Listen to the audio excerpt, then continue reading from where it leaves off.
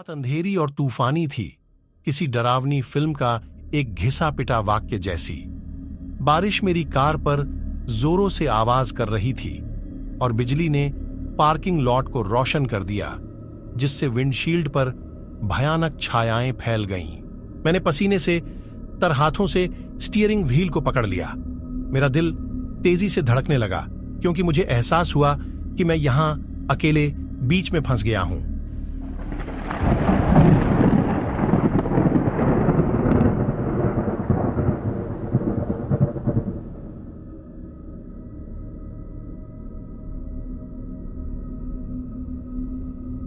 घटनाओं का दौर एक काफी सामान्य शुरुआत से हुआ था। मैं एक सड़क यात्रा पर था। रात के अंधेरे में ग्रामीण इलाकों से होकर गाड़ी चला रहा था। मेरा जीपीएस मुझे एक पतली घुमावदार सड़क पर ले गया था। बारिश हल्की बूंदाबांदी के रूप में शुरू हुई थी, लेकिन यह तेजी से मूसलाधार बारिश में बदल गई, जिससे आगे का रास्ता देखना लगभग असंभव हो गया। मेरे पास तूफान से बचने के लिए पहली पार्किंग लॉट में जाने के अलावा कोई विकल्प नहीं था।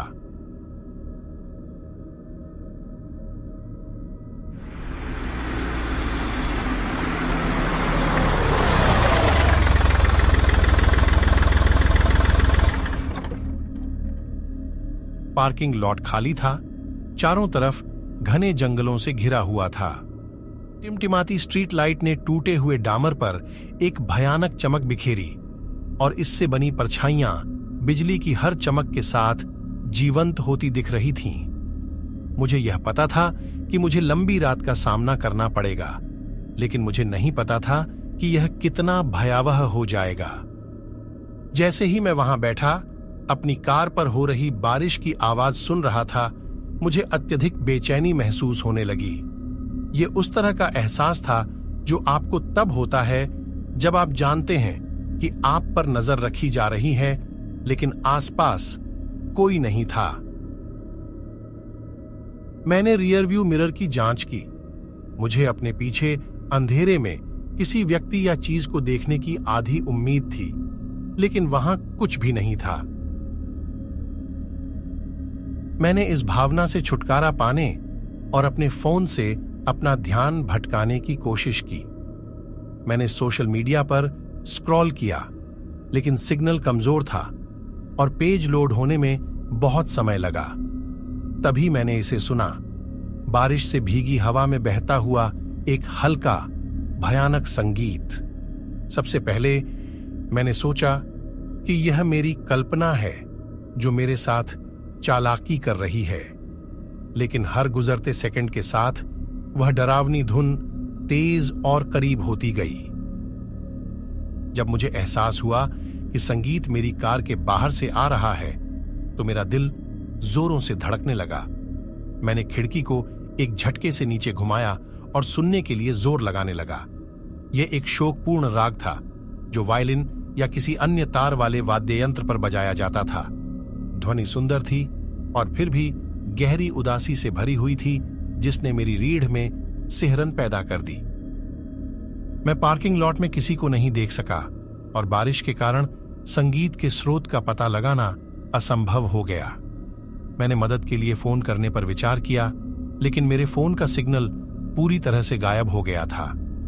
मैं इस दुःस्वप्न वाली सिम्फनी में फंस गया था, जिसमें केवल भूतिया संगीत ही साथ था। और फिर जैसे अचानक वे प्रकट हुए थे, परछाइयां पीछे हट गईं, जिससे मेरी सांसें अटक गईं। संगीत दूर तक फीका पड़ गया और लगातार बारिश को छोड़कर पार्किंग लॉट एक बार फिर खाली और शांत हो गया। मैंने एक पल भी बर्बाद नहीं किया। मैंने गैस पेडल पर अपना पैर पटका और अंधेरे और डरावनी धुन को पीछे छोड़ते हुए उस शापित पार्किंग लॉट से तेजी से बाहर निकल गया। मैं तब तक नहीं रुका जब तक कि मैं एक अच्छी रोशनी वाले गैस स्टेशन की सुरक्षा में नहीं पहुंच गया, जहां मैंने मदद के लिए फोन किया और अधिकारियों को अपनी भयानक आपबीती सुनाई। उस रात पार्किंग में क्या हुआ, इसका आज तक मेरे पास कोई जवाब नहीं है।